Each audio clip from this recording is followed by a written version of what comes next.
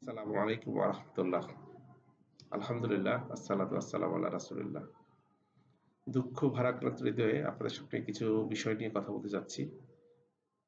আমার মেয়ের বয়স আ ১২ বছরের মতো। কিছুদিন আগে আমরা জানি যে মাগুরাতে ৮ বছর বয়সী একটি মেয়ে তার বোনের বাসায় বেড়াতে গিয়েছিল।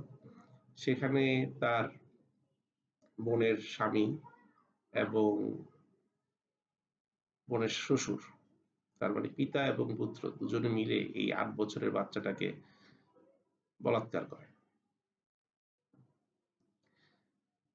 দেখেন, একটা সমাজে মানুষের লজ্জা সরব কোথায় গেছে? পিতা-পুত্র মিলে একটা অন্যায় কাজ করতেছে এবং একজন আরেকজনকে সহযোগিতা করতেছে। যেখানে পুত্র পিতাকে নিষেধ করার কথা, অথবা পুত্র পিতাকে বলবে যে, "পিতা, আপনি কিরকম খারাপ কাজ করছেন?" তো মানুষের মধ্যে মৌলিক যেই নৈতিকতা, যে লজ্জা, যে আমি একটা অন্যায় করতেছি এটা আমি কিভাবে প্রকাশ করি? বাঙালিদের একটা কথা আছে, বাংলা প্রবাদ আছে। সেটা হচ্ছে, "লজ্জা নারীর ভূষণ।" ইসলাম বলে না, লজ্জা নারীর ভূষণ না। লজ্জা হচ্ছে মুসলিমের ইমানের অংশ। একজন লোক যার লজ্জা নাই, তার ইমান নাই। রাসূল সাল্লাল্লাহু আলাইহি ওয়াসাল্লাম বলতেছেন, ইমানের একটা গুরুত্বপূর্ণ অংশ হচ্ছে লজ্জা। আর তোমার যদি লজ্জা না থাকে তুমি যা ইচ্ছা তাই করো। এটা বুখারীর একটা হাদিস। তো দেখেন, আমরা কি দিন, দিন লজ্জাহীন হয়ে যাব? আমরা এই লজ্জার বিষয়টা দেখা যায় মনে করি যে এটা শুধু নারী লজ্জা পাবে। না, লজ্জা আমরা সবাই পাবো। আমরা আমাদের অন্তরে আল্লাহকে লজ্জা পাবো। এই লজ্জা থেকে আমরা গুনাহ থেকে বিরত থাকবো। সকল প্রকার গুনাহ থেকে। লজ্জা মানুষকে গুনাহ থেকে বিরত রাখবে। লজ্জা মানুষকে খারাপ কাজ থেকে বিরত রাখবে। লজ্জা মানুষকে অশ্লীল কাজ, বেহায়াপনা থেকে বিরত থাকবে। লজ্জা আমাকে চোখের হেফাজত করতে শিখাবে। আল্লাহ সুবহানাহু ওয়া তাআলা নারীদেরকে বলেছেন পর্দা করতে। কিন্তু পর্দার ১ম কথা হচ্ছে যে তুমি চোখ অবনত করো। আল্লাহ মুমিন নারীদেরকে বলছে, তোমরা তোমাদের চোখকে অবনত করো এবং তুমি তোমার সৌন্দর্য বা লজ্জাস্থানগুলোর উপরে কাপড় টেনে দাও।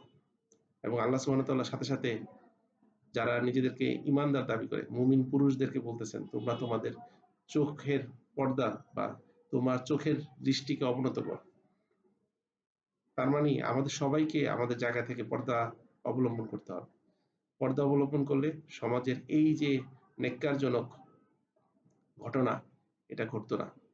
আমরা আল্লাহর আল্লাহর ভয় থেকে দূরে সরে গেছি।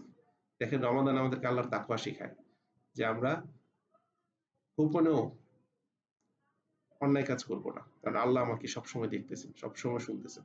তার মানে আমরা আল্লাহকে লজ্জা করব। এবং লজ্জা আল্লাহ সুবহানাহু ওয়া তাআলার সাথে করতে হবে। কারণ দেখেন, আল্লাহ সব জানেন, সব শুনেন। তাহলে আমার যদি লজ্জা থাকে যে আল্লাহর সামনে দাঁড়াইতে হবে, তাহলে আমি কোনোভাবে অন্যায় কাজ, অন্যায় জিনিসকে প্রশ্রয় দিব না। আমাদের সমাজকে যদি বাঁচিয়ে রাখতে হয়, তাহলে আমাদের লজ্জার বিষয়টাকে খুব গুরুত্ব দিতে হবে।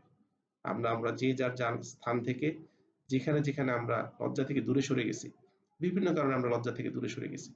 আমরা যে ধরনের সোশ্যাল মিডিয়া ইউজ করি, আমরা প্রত্যেকেই, এখানে আমি বলব না শুধুমাত্র যারা আ যারা শুধু ইসলাম প্র্যাকটিস করে না তারা না। যারা ইসলাম প্র্যাকটিস করি আমরা, যারা মসজিদের ইমাম, যারা মাদ্রাসার শিক্ষক, যারা আমরা দায়ী ইলাল্লাহ, প্রত্যেকেই দেখা যায় আমরা Facebook এ, YouTube এ বিভিন্ন ধরনের দৃশ্য দেখতেছি। সেখান থেকে আমাদের লজ্জার অনুভূতিটা চলে যাচ্ছে। তো আমরা যে যার যেখান থেকে লজ্জার অনুভূতি ফিরিয়ে আনার চেষ্টা করি। আমরা আমাদের ঈমানকে পরিপূর্ণ করি।